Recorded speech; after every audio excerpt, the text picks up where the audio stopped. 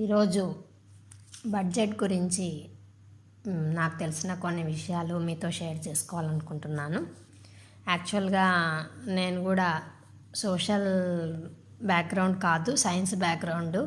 అయినా కూడా నా శక్తి మేరకు ఈ బడ్జెట్ గురించి అర్థం చేసుకొని నేను అర్థం చేసుకున్న విషయాలు మీతో పంచుకోవాలనుకుంటున్నాను. ఇప్పుడు మన నిర్మలా సీతారామన్ ఫైనాన్స్ మినిస్టర్ గారు మన పార్లమెంట్లో బడ్జెట్ గురించి ప్రసంగం చేసిన సందర్భంగా బయటికి వచ్చిన కొన్ని విషయాల మీదనే ఈ నా అభిప్రాయాలు తెలియజేస్తున్నాను. ఎందుకంటే బడ్జెట్ ప్రసంగ పాఠంలో పూర్తి బడ్జెట్ని చదవరు, ఓన్లీ కొన్ని దాంట్లో ఉన్న హైలైట్స్ మాత్రమే చదువుతారు. కాబట్టి మనకు పూర్తిగా బడ్జెట్ బయటకు వచ్చినప్పుడు మాత్రమే క్లియర్గా మొత్తం అన్ని విషయాలు తెలుస్తాయి. కేవలం ప్రసంగ పాఠంకు సంబంధించి మనకు అర్థమైన విషయాలను మాత్రమే మీతో పంచుకుంటున్నా. ఇప్పుడు 2021 ఏప్రిల్ నుంచి 2022 మార్చి వరకు మొత్తం మన తాజా బడ్జెట్ వచ్చేసి 34,83,236 కోట్ల రూపాయలు. గత సంవత్సరం 2020-2021 బడ్జెట్ 34,50,305 కోట్ల రూపాయలు. అంటే కేవలము గత బడ్జెట్కి ఈ బడ్జెట్కు పెరిగిన అమౌంట్ 32,931 కోట్ల రూపాయలు మాత్రమే. మనం యాక్చువల్గా వాస్తవంగా దీన్ని చూస్తే అప్పటికి అంటే గత సంవత్సరం 2020-2021లో ఉన్న రేట్లకి ఇప్పుడు 2021-2022 ఉండే రేట్లకి కంపేర్ చేస్తే ఈ 32,931 కోట్ల రూపాయలు పెరిగినా యాక్చువల్గా రియల్ సెన్స్లో అంటే వాస్తవంగా చెప్పాలంటే ఏమీ పెరగనట్లే. ఎందుకంటే మనం అందరం కూడా అనుభవిస్తున్నాము. కోవిడ్ రాకముందు ఎంత ఉన్నాయో ధరలు, నిత్యావసర వస్తువుల ధరలు, ఈ కోవిడ్ అయిపోయినాక ఈరోజు మనం కొంటున్న సరుకుల ధరలు గమనిస్తే చాలు మనకు ఎంత రేట్లు పెరిగినాయి. అంటే ఆ రోజు 100 రూపాయలకి ఎన్ని సరుకులు వస్తున్నాయి, ఈరోజు 100 రూపాయలకి ఎన్ని సరుకులు వస్తున్నాయని చూసుకుంటే మనకు అర్థమైపోతుంది రూపాయి విలువ ఎంత తగ్గిపోయింది అని. దాన్ని దృష్టిలో పెట్టుకున్నప్పుడు మన బడ్జెట్ పెరిగిన ఈ 32,900 కోట్ల రూపాయలు ఏమీ సరిపోదు అనేది మనకు అర్థమవుతుంది. అయితే దీంట్లో ఈ బడ్జెట్ ప్రసంగంలో మొట్టమొదట చాలా ఎక్కువగా చెప్పిన విషయము ఆరోగ్యానికి సంబంధించి 2,23,000 కోట్ల రూపాయలు కేటాయించాము అని చాలా గొప్పగా చెప్పుకున్నారు. అయితే మనం గమనించాల్సిన విషయం ఏమంటే ఈ ఆరోగ్యానికి సంబంధించిన బడ్జెట్లో 35,000 కోట్ల రూపాయలు వ్యాక్సినేషన్ కోసం కేటాయించింది. అంటే ఈ కోవిడ్ వ్యాక్సినేషన్ కొరకు కేటాయించింది. 1,84,000 కోట్ల రూపాయలు స్వచ్ఛ భారత్ది, అది కూడా ఈ ఆరోగ్యానికి సంబంధించిన బడ్జెట్లోనే కలిపేసినారు. 64,000 రూపాయలు స్వాస్థ్య యోజన అనే పథకం అంటే కింద ప్రాథమిక ఆరోగ్యం కోసం కేటాయించింది. అయితే ఈ 64,000 కోట్ల రూపాయలు కేవలము ఒక్క సంవత్సరంలో ఖర్చు పెట్టరు, దాన్ని 6 ఇయర్స్లో ఖర్చు పెడతారు. అంటే ఒక సంవత్సరానికి కేవలం 10,000 కోట్ల రూపాయలు మాత్రమే ప్రాథమిక ఆరోగ్యం కింద ఖర్చు చేస్తారు. దీన్ని బట్టి మనం చూస్తే మన భారతదేశ జనాభా 130 కోట్లు. 130 కోట్ల జనాభాకి ప్రాథమిక ఆరోగ్యం కింద 10,000 కోట్ల రూపాయలు కేటాయించడం వల్ల ఒక్క మనిషికి 100 రూపాయలు మాత్రమే వస్తుంది సంవత్సరానికి. అంటే ఒక్క మనిషికి సంవత్సరానికి 100 రూపాయల కేటాయింపుతో ప్రాథమిక ఆరోగ్యాన్ని ఏ విధంగా డెవలప్ చేయగలం అనేది మనం అందరం కూడా ఆలోచించుకోవాలి. అయితే ఇవన్నీ కలపడం వల్ల మనకేమనిపిస్తుందంటే ఆరోగ్య రంగానికి చాలా పెద్ద మొత్తం కేటాయించినట్లు కనిపిస్తుంది. కానీ రియల్గా చూస్తే ఆరోగ్య రంగానికి అంత పెద్ద మొత్తం కేటాయింపు ఏమీ లేదు అనే విషయం మనకు అర్థమైపోతుంది. ఇంకొక విషయం మనం గమనించాల్సింది బంగారు, వెండి వీటిపైన 12.5% నుంచి కస్టమ్ డ్యూటీ 7.5%కు తగ్గించినారు. పెట్రోలు, డీజిల్ పైన ఒక లీటర్కు ₹2.50, డీజిల్ పైన ₹4 ఎక్సైజ్ డ్యూటీ తగ్గించినారు. అయితే దీని బదులుగా ఒక కొత్త సెస్ అగ్రి ఇన్ఫ్రా సెస్ అంటే వ్యవసాయ ప్రాథమిక సదుపాయాలు కల్పిస్తాము అనే పేరుతో ఒక కొత్త సెస్సును వేస్తున్నారు. ఆ సెస్సును వీటి మీద కూడా వేస్తున్నారు. బంగారు వెండిపై 2.5% ఆ సెస్ ఉంటుంది. పెట్రోల్ డీజిల్ పైన కూడా ఆ సెస్ ఉంటుంది. అయితే ఈ కస్టమ్ డ్యూటీ, ఎక్సైజ్ డ్యూటీ తగ్గడము, ఈ సెస్ పెరగడం, దీనివలన వినియోగదారులకైతే పెద్ద మార్పు ఏమీ ఉండదు వాళ్ళు పెట్టే ఖర్చులో. కాబట్టి వినియోగదారులు ఏమనుకోవచ్చు, దీనివల్ల మాకేం నష్టం లేదు కదా, కాబట్టి ఇది మంచిదే అని అనుకోవచ్చు. కానీ ఇక్కడ మనం గమనించాల్సిన విషయం ఒకటి ఉంది. ఏమంటే కస్టమ్ డ్యూటీ, ఎక్సైజ్ డ్యూటీలు తగ్గించి సెస్సులు పెంచినారు.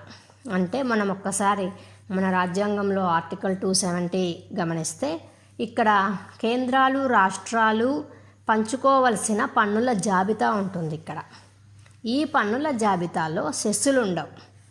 కాబట్టి దీన్ని బట్టి ఏమవుతుంది, ఎక్సైజ్ డ్యూటీ, కస్టమ్ డ్యూటీ తగ్గించడం వలన రాష్ట్రాలతో పంచుకునే మొత్తం తగ్గిపోతుంది. సెస్సుల పేరు మీద వేసే డబ్బులు రాష్ట్రాలతో పంచుకునే అవసరం లేదు. కాబట్టి అది మొత్తము కేంద్రానికి పోతుంది. దీనివలన ఏమవుతుంది, రాష్ట్రాలకు వచ్చే ఆదాయంలో కోత పడుతుంది. మనకు ఆల్రెడీ ఒక ఎక్స్పీరియన్స్ ఉంది. జిఎస్టీ వలన ఏమైంది, కేంద్ర ప్రభుత్వం యొక్క ఆదాయం పెరిగింది, రాష్ట్రాల యొక్క ఆదాయం విపరీతంగా పడిపోయింది. అప్పుడు ఏమన్నారు, రాష్ట్రాలకు ఒకవేళ పన్ను ఆదాయం తగ్గితే ఆ మేరకు మేము కేంద్ర ప్రభుత్వం నుంచి సహాయం చేస్తామంటున్నారు. కానీ ఈ కోవిడ్ టైంలో మళ్ళీ ఏమన్నారు, కేంద్ర ప్రభుత్వం దగ్గర అంత డబ్బు లేదు రాష్ట్రాలకు సహాయం చేయడానికి, కాబట్టి రాష్ట్రాలు కావాలంటే అప్పుగా తీసుకోవచ్చు అంటున్నారు. మనం ఈరోజు గమనిస్తే కేంద్ర ప్రభుత్వం ఏది చేసినా ఎందుకు రాష్ట్ర ప్రభుత్వాలు మాట్లాడకుండా ఉంటున్నాయి అంటే, చాలామంది ఏమంటారంటే ఈ రాష్ట్రాలకు సంబంధించిన నాయకులు వాళ్ళ మీద కేసులు ఉన్నాయి కాబట్టి కేంద్ర ప్రభుత్వాన్ని ఎదిరిస్తే వాళ్ళ కేసులు పెట్టి వాళ్ళని జైల్లో పెడతారు అనేసి భయపడి వాళ్ళని వ్యతిరేకించడం లేదు అంటున్నారు. అయితే కేవలం ఇదొకటి మాత్రమే కారణం కాదు. జిఎస్టీ వలన విపరీతంగా రాష్ట్రాల యొక్క ఆదాయాలు పడిపోవడం వలన విధిలేని పరిస్థితులలో రాష్ట్రాలు ఖచ్చితంగా డబ్బు కోసం కేంద్ర ప్రభుత్వం పైన ఆధారపడాల్సిన పరిస్థితి వచ్చింది. దీనివలన కేంద్ర ప్రభుత్వం ఏ పాలసీ చేసినా రాష్ట్ర ప్రభుత్వాలు మాట్లాడే పరిస్థితి లేకుండా పోయింది. ఈ పరిస్థితి ఈ కస్టమ్ డ్యూటీ, ఎక్సైజ్ డ్యూటీ తగ్గించి ఈ వ్యవసాయం పేరుతో వేసే సెస్ వలన ఇంకా పెరుగుతుంది. ఎందుకంటే రాష్ట్రాలతో పంచుకోవాల్సిన పన్ను తగ్గిపోయి కేవలం కేంద్ర ప్రభుత్వానికి వచ్చే పన్ను పెరగడం వలన రాష్ట్రాలు ఇంకా పన్నుల లేమితో కొట్టుమిట్టాడుతుంటాయి. కాబట్టి వాళ్ళకు ఆర్థిక అవసరాల కోసము ఇంకా ఎక్కువగా కేంద్ర ప్రభుత్వం పైన ఆధారపడాల్సిన పరిస్థితి వస్తుంది. ఇంకొక విషయం మనం గమనించాల్సింది ఏమంటే, ఇక్కడ ఏమంటున్నారు, ఆత్మనిర్భర ప్యాకేజ్ కింద 22 లక్షల కోట్లు మేము ఖర్చు చేసినాము ఈ కోవిడ్ టైంలో అంటున్నారు. అయితే మనం గమనిస్తే అంతకుముందు బడ్జెట్ అంటే 2019-20 బడ్జెట్టు 30,42,000 కోట్ల రూపాయలు. 2020-21 బడ్జెట్టు 34,50,305 కోట్ల రూపాయలు. అంటే మొత్తం బడ్జెట్ను మనం గమనిస్తేనే యాక్చువల్గా పెరిగిన బడ్జెట్టు కేవలం 4 లక్షల కోట్ల రూపాయలు మాత్రమే. మరి ఆత్మనిర్భర్ కింద 27 లక్షల కోట్లు ఏ విధంగా ఖర్చు పెట్టినారు అనేది మనం ఆలోచిస్తే అది కేవలం 4 లక్షల కోట్లు మాత్రమే ఖర్చు చేసినారు. మిగతా అదంతా అప్పులుగా ఇస్తాము అని చెప్పినారు. అంటే మిగతా 23 లక్షల కోట్ల రూపాయలు అప్పుల కింద ఇచ్చినదన్నమాట. అప్పులు ఎవరు ఇస్తారు? బ్యాంకు వాళ్ళు అప్పులు ఇస్తారు. బ్యాంకు వాళ్ళు ఇచ్చే అప్పులు ఎక్కడి నుంచి ఇస్తారు? ప్రజలు బ్యాంకులలో దాచుకున్న డబ్బు మీదనే బ్యాంకులు అప్పులు ఇస్తాయి. అంతేగాని ఆ బ్యాంకులకి కేంద్ర ప్రభుత్వం కానీ ఎలాంటి ఫండ్స్ ఇవ్వదు. అప్పులన్నీ కూడా బ్యాంకులు ఇస్తాయి. వాళ్ళు ఎవరు తీసుకున్నారో వాళ్ళు మళ్ళీ బ్యాంకులకు రీపే చేయాల్సి ఉంటుంది. ఇప్పుడు ఇంకా నెక్స్ట్ బంగారానికి సంబంధించి చూస్తే మనము బంగారం ఈ 2020-21లో మామూలుగా భారతదేశంలో బంగారు చాలా ఎక్కువ కొంటారు, అది మనందరికీ తెలుసు. కానీ ఈ 2020-21లో చాలా బంగారు వినియోగం తగ్గిపోయింది. 1974 తర్వాత ఇంత బంగారు వినియోగం తగ్గడం ఇదే మొదటిసారి అంటున్నారు. 1974లో 462 టన్నుల బంగారు కొంటే 2020-21లో కేవలం 446 టన్నుల బంగారు మాత్రమే కొన్నారు. కాబట్టి ఈ బంగారు వినియోగం చాలా తక్కువైంది కాబట్టి బంగారు వెండిపై ఉండే కస్టమ్ డ్యూటీని కొంచెం తగ్గించినారని మనం అనుకోవచ్చు. ఇంకా డిజిన్వెస్ట్మెంట్ నుంచి మేము 1,75,000 కోట్ల రూపాయలు సంపాదిస్తాము అని చెప్తున్నారు.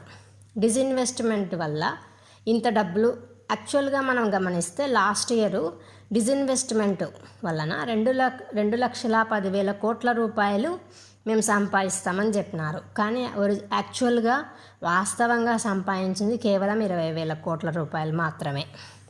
మరి ఇప్పుడు 1,75,000 కోట్ల రూపాయలు డిజిన్వెస్ట్మెంట్ల ద్వారా అంటే ప్రభుత్వ రంగంలో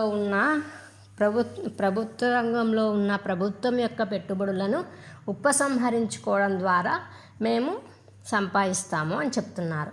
కానీ వాస్తవంగా ఇది ఎంత సంపాదిస్తారనేది మనకు ఇప్పుడు తెలియదు, వేచి చూడాల్సిందే.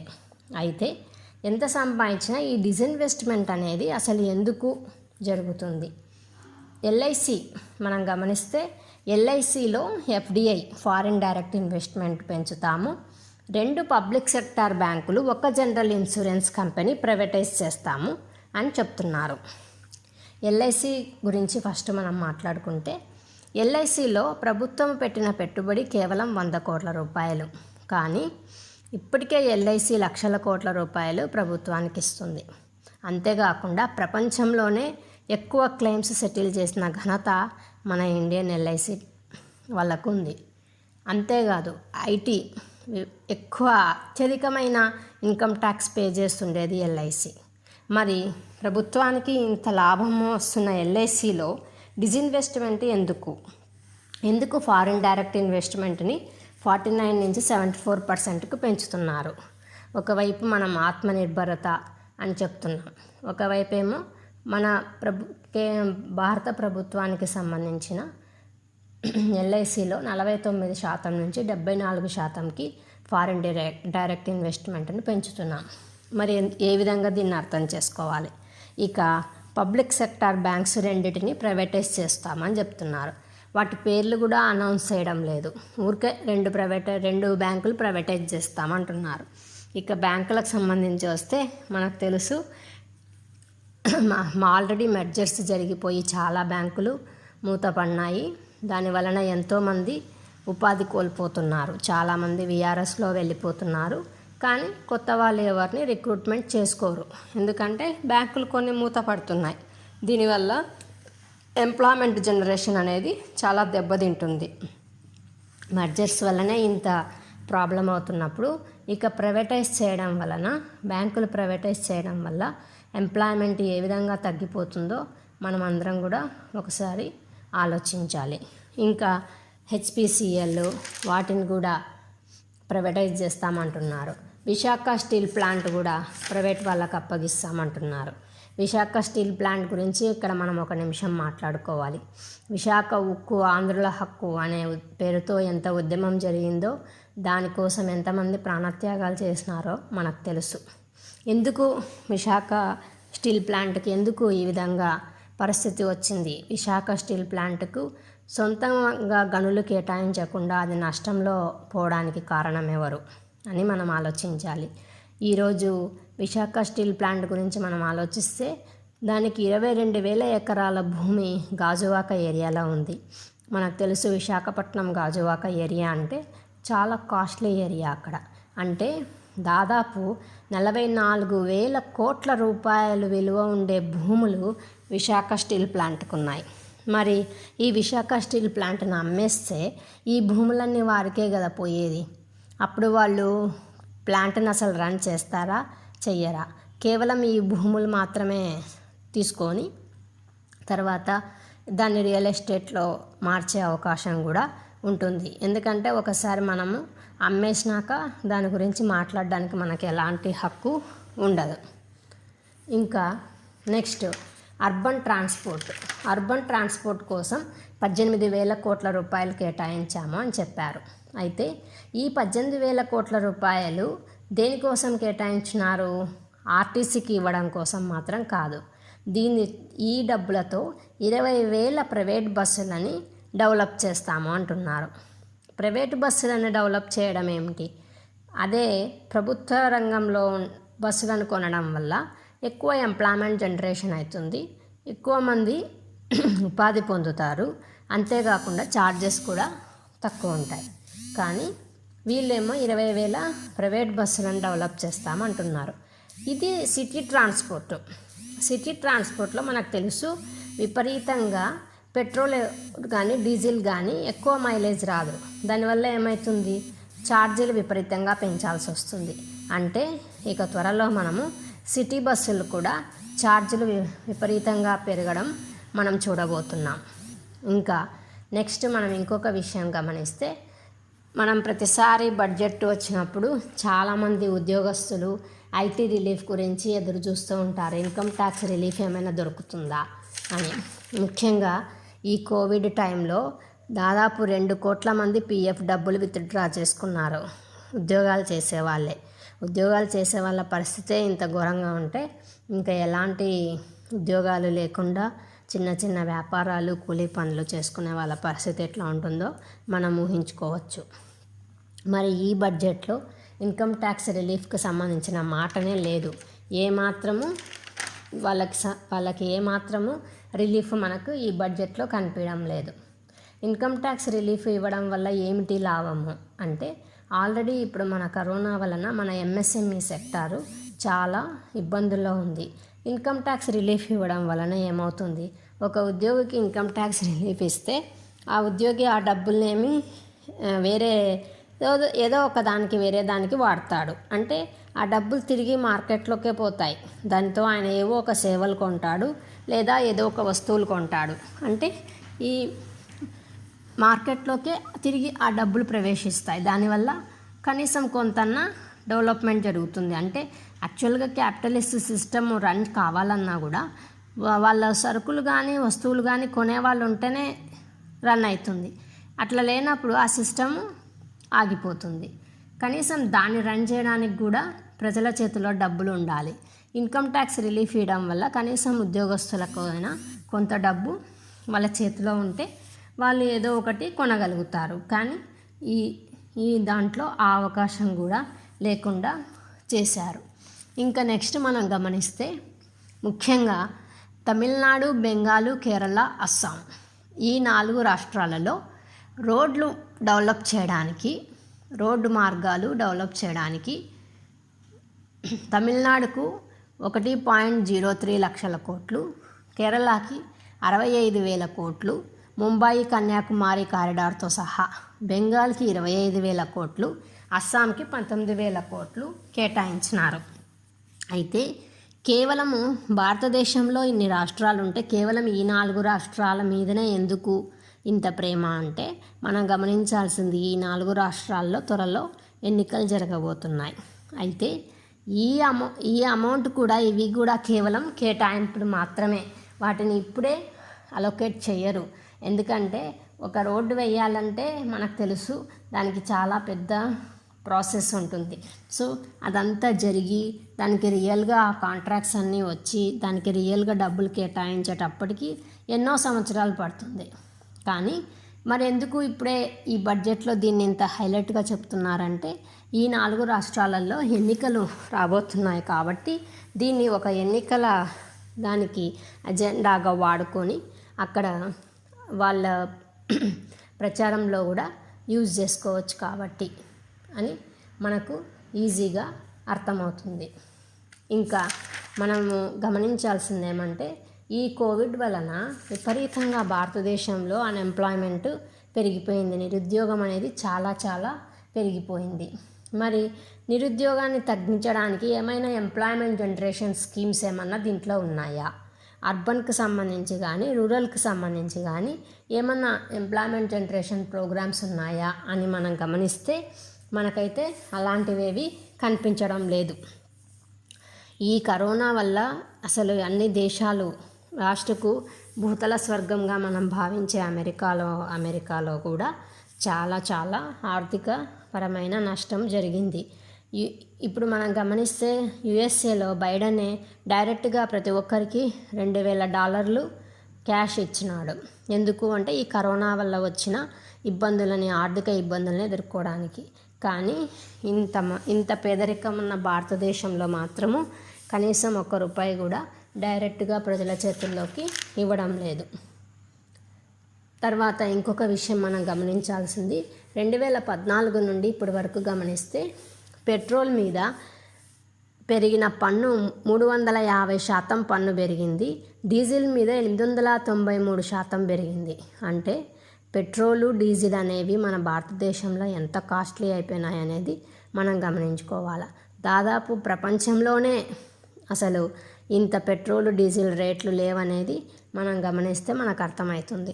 అయితే ఈ పెట్రోలు డీజిల్ రేట్ల గురించి మనం ఎందుకు ఇంత మాట్లాడుకోవాల్సి వస్తుందంటే దీని మీదనే చాలా సరుకుల ధరలు డిపెండ్ అయి ఉంటాయి.